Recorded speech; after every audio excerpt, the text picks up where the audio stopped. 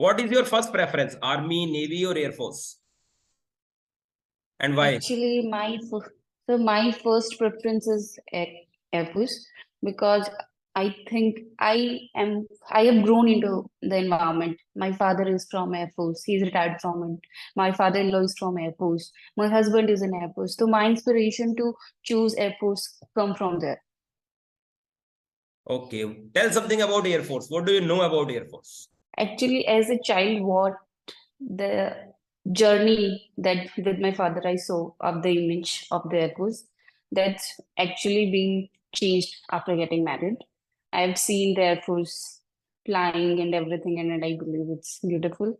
For me, at that time, Air Force was about flying, but I didn't knew that era or that thing that existed. But now I have seen it, so I think it's very different.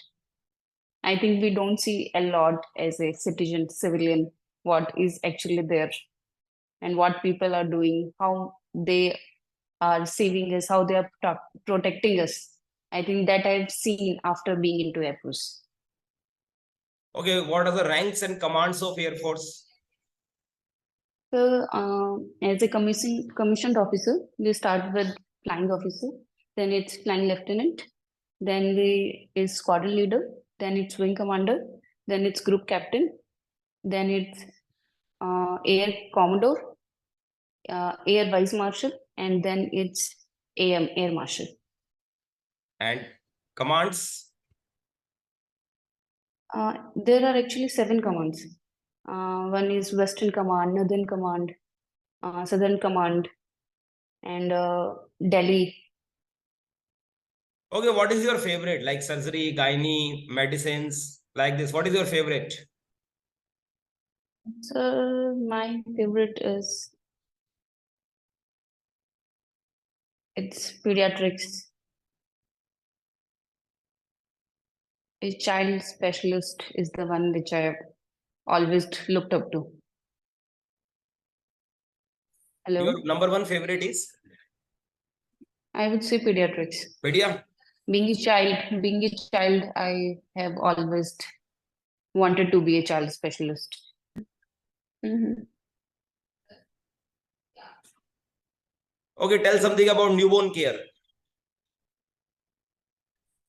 So as soon as the newborn is born, just after delivery, we examine the newborn.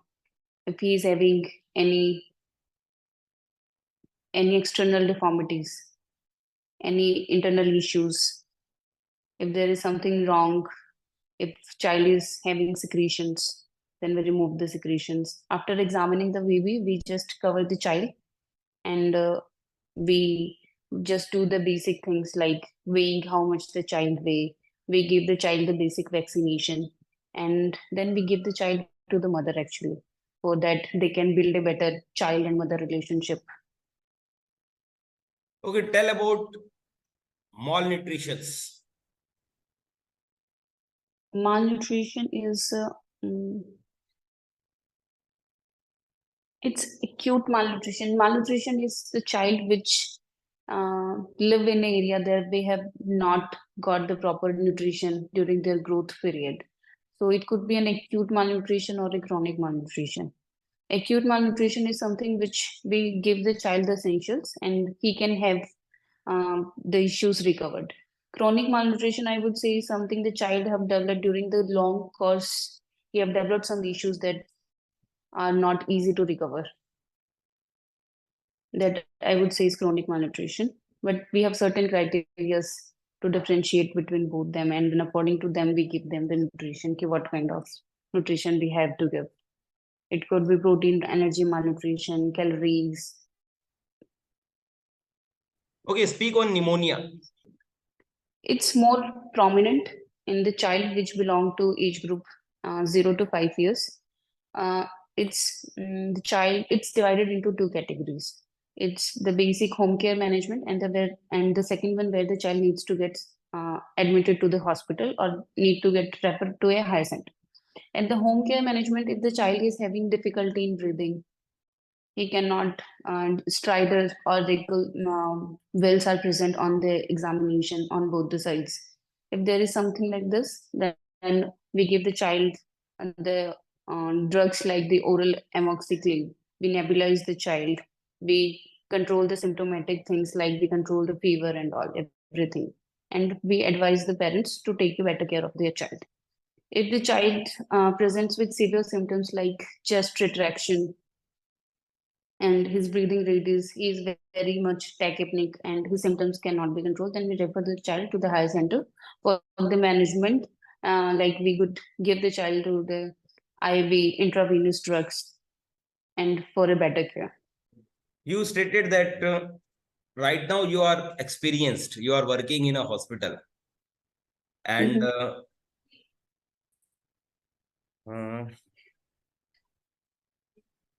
so how your experience and your other knowledge will be helpful to armed medical corps? So I think the practicality and the things that we read in books are actually very different. It depends on the situation, the area, which drugs are available. It's not like that we study every kind of drug is available on a healthcare center. The things that are present on a center, the doctor have to decide and to choose that kind of treatment to the people, for the people. It's like that. So I think this is definitely more real and authentic. I think this gives you an extra edge doing the practical work and doing a job. I think since I have worked in that environment as of for 8 months now, I think I'm having a better experience and I can do better. Okay. What are your hobbies? So my hobbies are doing yoga. I actually am a traveler, like to travel a lot. I like listening music. So I think those are interacting to new people is also I something really I enjoyed. You are married. How will you manage your married life in armed medical corps? Actually, he's doing his work and I want to do my work. I think that's the perspective of mine. So he has never been the person he is like, you have to come, you have to do this and all. He's like, you have a career and you should maintain it. You should maintain the dignity. And I think that is the support I always looked for my husband. So I think I do not consider marriage like this key. He would be dragging me down. He don't want me to do my work and etc. and etc. So I think I love my work and I like to do it. Okay. Means you are getting 100% support from your in-laws for working in armed medical corps. Yeah, definitely. Okay. Okay, tell something about your happiest moment of life. My happiest moment was this year only when I got my degree. Actually, my parents were with me at that time and just saw their faces, that pride and that smile. I think that was a very amazing moment for me. Okay. What qualities a doctor must have according to you if he is going in army? I think as a doctor, you always should keep in check your knowledge. You should always have the knowledge where you are posted. What kind of population do you have to treat? What are the endemic diseases that can happen in that area? How could you better educate the people? And I think boldness, I won't say it, but I think being bold and being smart about your work is, I think, the qualities you should possess as a doctor. Okay. Okay, tell something about labor pain. Labor pain when a female is near the term gestation period and she's about to deliver her child. That's when the labor process start. Actually, labor is a very long process. It lasts for around like 12 to 14 to 16 hours. Very female to female. Labor starts when it have the stages like first stage, second stage, third stage, and fourth stage. First stage is like we check for the cervical dilatation in the female. If the dilatation have between like 3 centimeter to 6 centimeters, cervix is effaced. So it's like the first stage of labor. The water has broken down. There is rupture of membranes have been done. That's the first stage of labor. Second stage of labor comprises of when the dilatation is have moved forward, and then we start the process of labor. We actually keep the patient on oxytocin, and that's when the actual process of labor starts. And at the third stage is likely the child is delivered, and this is the third and the longest stage of labor. And the fourth stage is where the placenta has been removed. There is manual removal of the placenta that we do. That's the fourth stage of the labor. So labor belongs to these four stages. Okay, what is eclampsia and pre-eclampsia? Tell about it. So these are the hypertensive conditions that happens in a female during her pregnancy. So pre-eclampsia is like her her blood pressure is like, in COVID data se yaad nahi hai exact. So I think 130 to 80 is like the data. Her blood pressure is above this criteria, then she is preeclampsia. But that is not something to be very much worried about. We can keep the patient on the gestational hypertensive medicines, and that is like we can actually control it. Eclampsia is something when the patient start having seizures due to high blood pressure. Then we need to take a better care of the patient and the baby, because that can be harmful for both. Then we give the proper IV medications like IV magnesium sulfate we give to control the seizures. Okay, name some waterborne diseases. Amoebiasis, I would say, is the one. Waterborne diseases, I would say cholera is the one. And Okay, tell about dehydration management. Dehydration is actually the loss of the water from the body and the surfaces of the body. Dehydration can be managed by, it can be acute and the severe. If it is happening with less than 14 weeks, then it is the acute dehydration. And if it is happening for more than 14 days and it is continuous, then it's chronic dehydration. Both of these can be managed with the most common method that we used is giving the oral supplements, like we give the oral rehydration solution to the patients. That's how we can manage. In childs, we also prefer to give zinc tablets. And if the child is less than 6 months of the age, then we give 10 milligram of zinc tablets. If child is more than 6 months, we give 20 milligrams of the doses. Zincs actually maintain their GIT epithelium. So that is a better course of treatment. And if it is the case of severe dehydration, then we try to give the fluids like oral fluid or normal saline. I would say normal saline is the preferred fluid of choice. That is, we give through the intravenous medium, IV medium. Okay, tell about hypoglycemia. Hypoglycemia is the lowering of your blood sugar level than the normal blood sugar levels. It's when the blood sugar levels are less than 45 milligram per deciliter, then I would say it is then we call the adult patient hypoglycemic.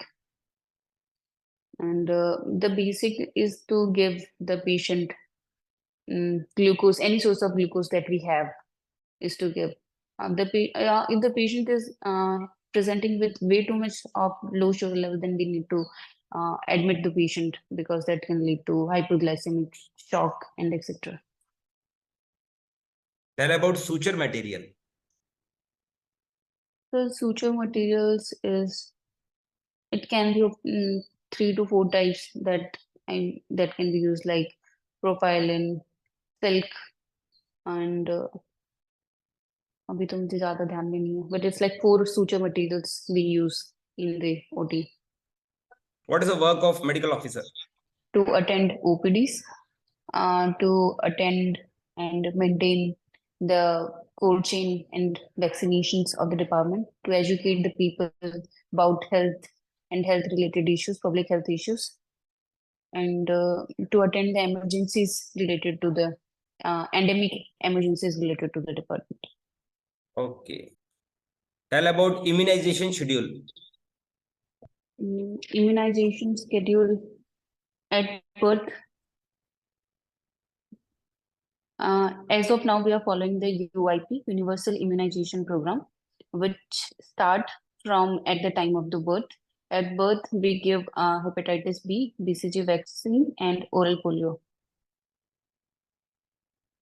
And after that, at 4 weeks, we give uh, hepatitis B, Okay. PCV, vaccinated IPV, first dose.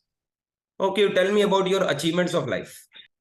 So my biggest achievement as far have been my job, my career that I have built myself.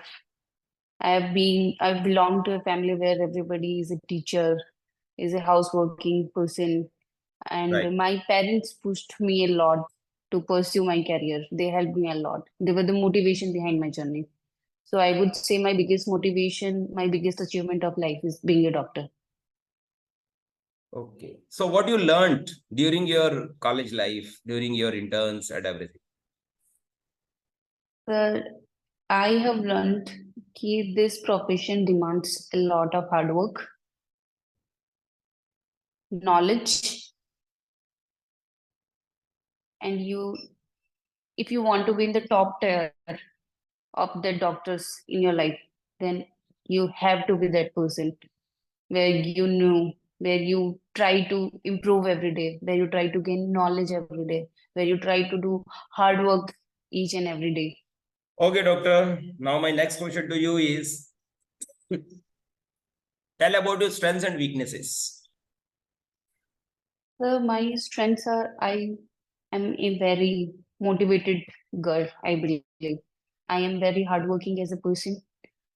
I have I am very adaptable to the environment. You just throw me into the environment and I will adapt to it. I am that kind of person, I believe it. And so my weaknesses are I believe I sometimes I became a bit too much idealistic as a person. So that I think that is harmful in some ways. Who is your favorite teacher and why?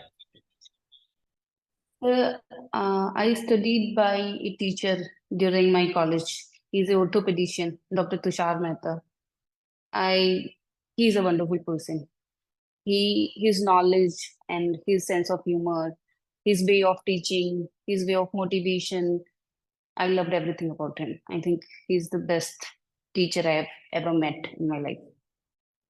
Okay. Tell us about your family. So I am married and I live in Jaipur. I live in a joint family. My father-in-law is an honorary flying officer. He is the head of our family. My mother-in-law is a homemaker, and my husband is also a part of Indian Airforce. I have a sister-in-law, but 2 children, and it's a beautiful family. I love it. You tried your best and answered very well. Come again on video call. Okay, I'm calling you. Okay.